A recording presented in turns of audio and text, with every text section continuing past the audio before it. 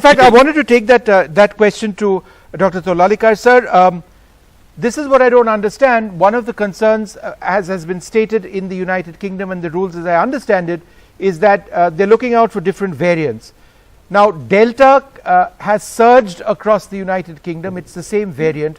Delta Plus, according to the World Health Organization, is not a variant of immediate concern, right?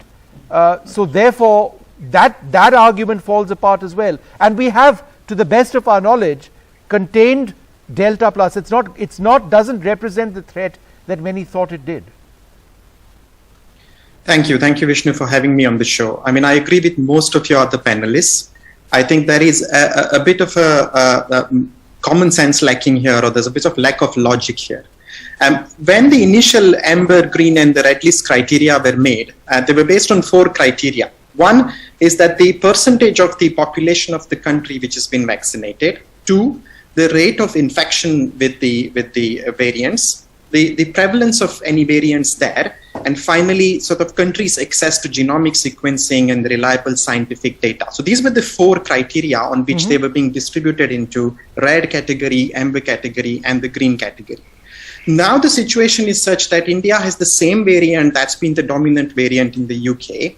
We also know that at the moment the cases are actually coming down. So you could argue that it is time now to move India from red to the amber list. And I think that is the focus here, is that they're not doing the red to the amber shift.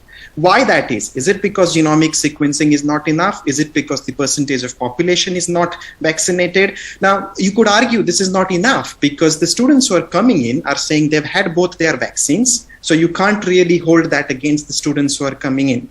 So what I would have suggested in this situation, which is really unfortunate and very difficult situation for these students who've worked hard to come in here, is that if you can't move India from the red to the amber list now because of these criteria, then at least make a separate pathway for these international students, because they can give you a proof of their vaccination. Correct. They can show that they've had the 2 vaccine doses. So you can make a pathway so that at least they can be given a bit of benefit of doubt and a bit of leeway in this system so that they can enter easier, like an amber category. Absolutely. There needs to be a pathway perhaps established for these students. Thank you all very much for being with us.